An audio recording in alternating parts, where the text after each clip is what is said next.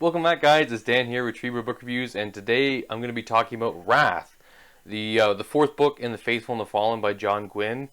It's the final book in the series, so let's wrap it up. Let's go.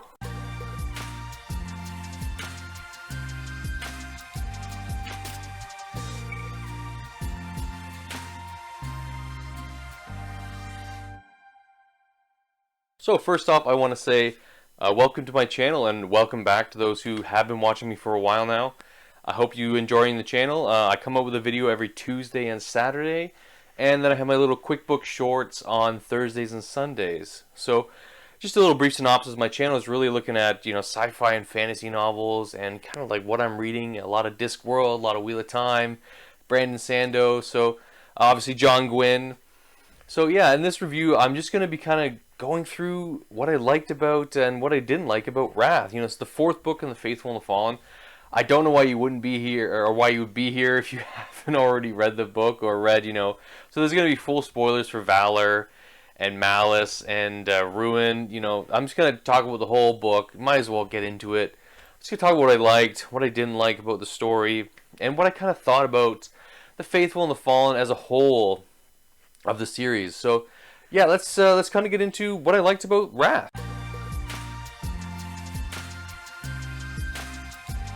So it's good to be done, The Faithful and the Fallen now. It was a really interesting series. I'm glad I actually listened to all these books on audiobook, and I'm really glad I did. I really enjoyed the series, really enjoyed the audiobook narrator for all of these series. He was fantastic.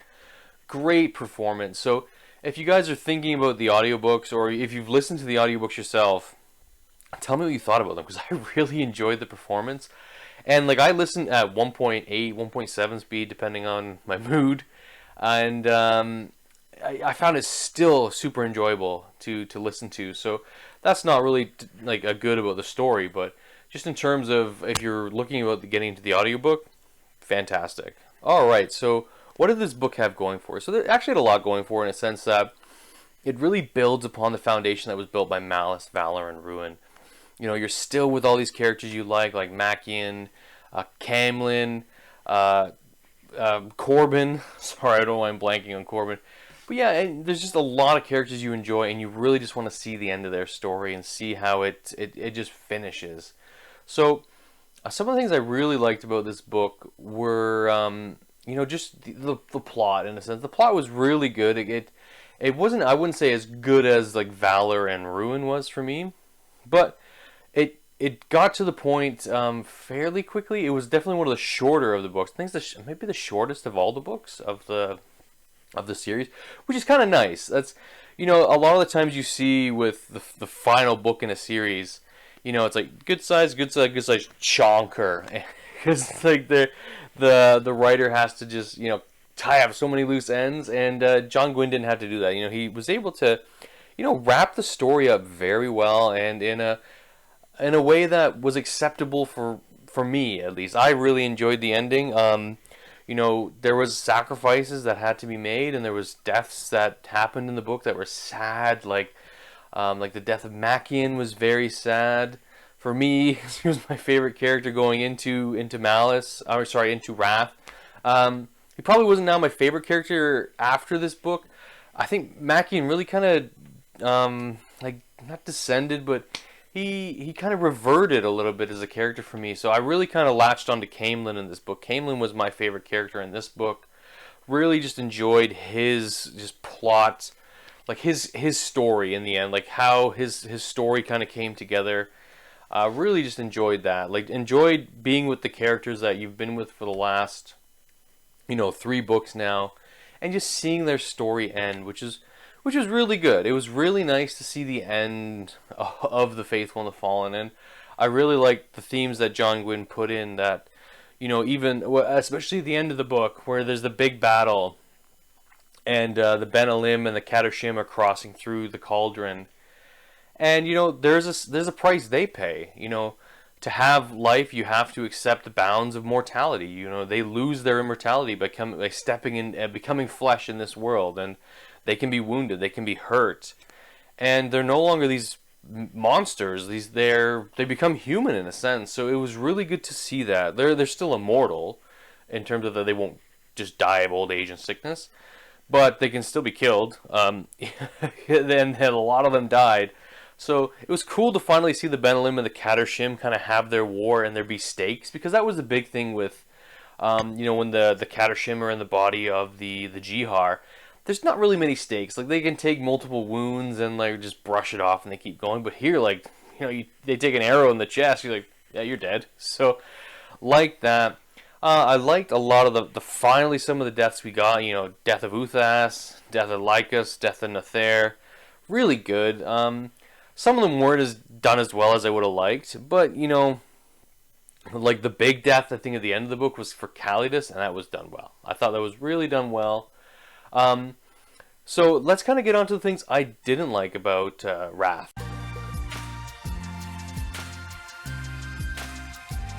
Okay, guys, so there's actually going to be a lot more negatives for me in this book than all the other Faithful and the Fallen books. This is probably the weakest of the series for me, just in the way, there's how a few things were handled that I just didn't enjoy. I still rated this book a 4, and I would probably actually change my rating. Like, I rated it a 4 on Goodreads, so you'll see my final rating at the end, but I'd probably change that now. And so let's kind of get into things I didn't like. So the first major thing I didn't like was these kind of fake out deaths and this kind of drawn out scenes where, especially with Lycus and Rafe, where they're in positions where they should die. They should have died in the positions that they were in, and then they didn't, and it just kind of strung the plot along and story along. It didn't need to be strung out that long.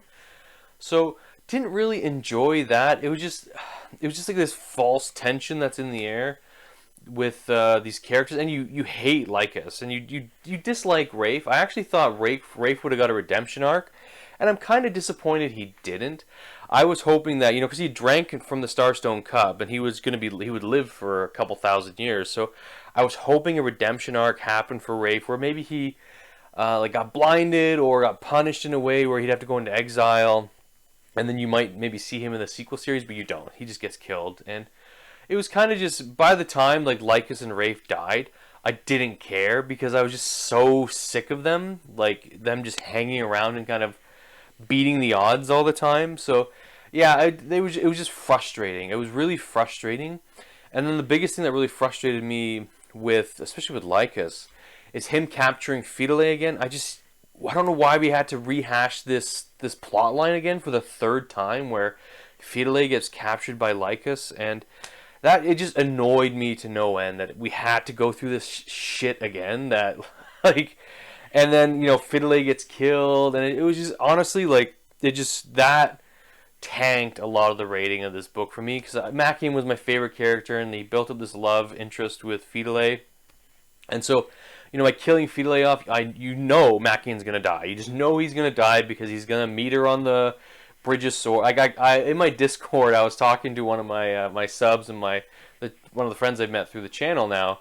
I was like, I kind of see Machian's going to die, and then he's going to meet Fidelay on the Bridge of Swords.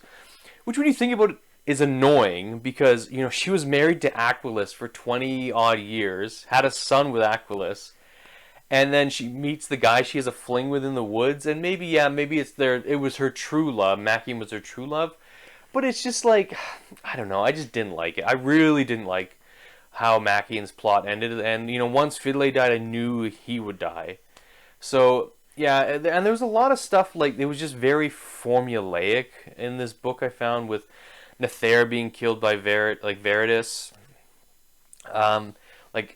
Gar's death, Brenna's death, it was just, I don't know, it felt like, a puzzle I could have put together, and it would have been, and I know, John Gwynne he's good at killing his characters, but a lot of the characters are there to be fodder, and it would have been nice to see a few more of them live, and maybe some of the ones I didn't like die, like Cohen could have died, would have been fine, I think. Would have had more stakes, more real life stakes. And even the whole thing of the plot line at the end, with Corbin and sheathing the sword in himself. It's kind of like Wheel of Time, where you take a wound to give a wound. It felt old. It's an old hashed trope, and I didn't enjoy that. And then I guess one of my biggest gripes too is just Azeroth as a big bad. Um, who cared? Like, you didn't see him through the whole thing. You maybe saw him a little bit in what Valor, I think, where Corbin goes to the other world. But Michael quickly saved him, and in this book, like, he just wasn't impressive. He just wasn't like this menacing, all-powerful, scary dude when he comes out of the cauldron. And when he died, and him and Michael died, when the cauldron exploded and like destroyed all the treasures, you just don't care. Like, Calidus was the real big bad of the series, and I did enjoy Calidus as a character, but I found all the villains in this book just really dragged on too long, or they were too like mustache twirly. Like, there was a point when like Calidus has captured Corbin, they're all in front of the cauldron, and instead of just killing him there, he's like, I'm gonna gloat and I'm gonna let Azeroth kill you, and it's just like, you idiot! Like, just kill him, kill him right there. Just cut his head off. You win. Like, but no, he has to be the stupid bad guy trope where they like twirl their mustache and it's like, oh, I'm gonna kill you later, and it's just like, oh, you idiot, you. That annoys me. I don't know when that happens in a book. It's just so maybe I'm just a really bad person where if I was a bad guy, I'd be like, yeah, cut his head off right now. But what about, or no, cut his head off. That's what you do. Like, I don't know. It's just frustrating. That's all I can say for this book. At the end, it was frustrating. I'm glad it's over, and I'm glad it ended. I think it ended well. There was a few things I would change. Where Corbin was kind of made out to be a king, and then he doesn't become a king in the end, and it's just like he should have been, because he's one of those characters again, like where John Gwynne puts on that theme of, the people who should be leaders aren't the ones who want it. They have it thrust upon them, and then they rise to the occasion and they become the leader that the world needs. And Corbin was one of those characters, and then he kind of shrinks off into the sunset to go and train more people, like, or just to be kind of like a Jedi master in a sense, like a Luke Skywalker kind of figure in the end. He could have been a king. He could have been a great king, but a just king, because like he had been taught by like Tuckle and all these, and Gar and Michael, how to lead, and even Brenna, right, how to lead, to be a leader, to be a king, and then in the end, like, he just wades off in the sunset, and then you get left with Adana, who's marrying like Connell. Oh, like, what the f? I don't know. This book actually, it may seem like I'm harping on the book. I did like the book. I did like the way it finished. There's a lot of good character moments in it, but I think just overall, it really kind of these little things just started bringing the book down for me. So let's kind of get into my overall rating. All right, so let's get into rating Wrath. I rated it on Goodreads as a 4. I'd probably go back and change that now, and I might go back and change that. I don't like to go back and change ratings on Goodreads because, hey, who cares? Like, Goodreads I don't think is the best platform, but yeah, like, I'd probably change it to a 3 now, just because I'm pretty, like, now it's been a few days since I've read the book or listened to the book, and I'm feeling more, not dislike to it, but I just wish, I wish this was handled differently. I wish this was done differently. Yeah, so I think my rating at the end of the day is gonna be like a 3.1. It's just, it was okay. It's a good way to finish the series. He did good. He fulfilled a lot of promises. He did and set out everything he meant to do in this series, and I cannot commend John Gwynne enough. Like, he, really prolific writer, tip of the hat, like, well done. Like, you started a series in 2011 and you finished it in 2015, 2016 or something like that. Stunning, absolutely stunning. Fantastic writer.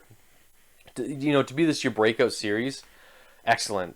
Like, a lot of the characters in the end, like with the Faithful and the Fallen, I didn't highly relate to, because they're younger characters, like Corbin, Cohen, like Dath, like these younger characters I didn't really relate to, but the older characters I did, like Machian, Camelin, Gar, Tuckle. There's some really good villains. They did kind of wear on me a little bit near the end and get annoying at some points, and especially Lycos. Lycos was just like, he was just, his, like, maybe it's just because the audiobook performance had this, like, he gave him this laugh, which I hated. I just didn't like it. But it made him a good villain, but he just became annoying at the end. So, what do I think about The Faithful and the Fallen? Like, is it a good series? Should you read it? And will I be picking up of Blood and Bone? And yeah, I will. I'm definitely going to be picking up the next series. It's probably not going to be right away. I think I need to detox from the Banished Lands for a bit. I might pick it up later in 2022. I think it's still the same guy with the audiobook, so I'll probably just do the audio listen because I really enjoyed his performance. I know it's a sequel set in the future. I don't know how long in the future, but should you read this series? Yeah, it's an excellent series. There's a lot of things in here that you can find enjoyment with. The hero coming of age story, the vengeance tale. The angels and demons. Truth and honor, like truth and courage. It's a good series, and it's too bad that this book was like probably the weakest book for me. Like I know I had my gripes for Malice, but I think this one it didn't end on a sour note, but I don't think it ended on the higher note that it could. And I think maybe the hard thing is I'm comparing it to Valor and Ruin, which I enjoyed so much more, which maybe just rated this one a little bit lower for me. So, guys, let me know what you thought about Wrath. Let me know in the comments, like, did you like Wrath, or did you, not like it? Did you not like the ending, or do you think something should have changed? So, love to hear from you guys. Hit me up again in the Discord. I have a channel about John Gwynne in there, and we can talk about The Faithful and the Fallen series now that I'm finished it. You can spoil, well, you don't need to spoil anything for me, but we can discuss it. So, again, thank you guys so much, and all the best, and we'll see you next time. Cheers!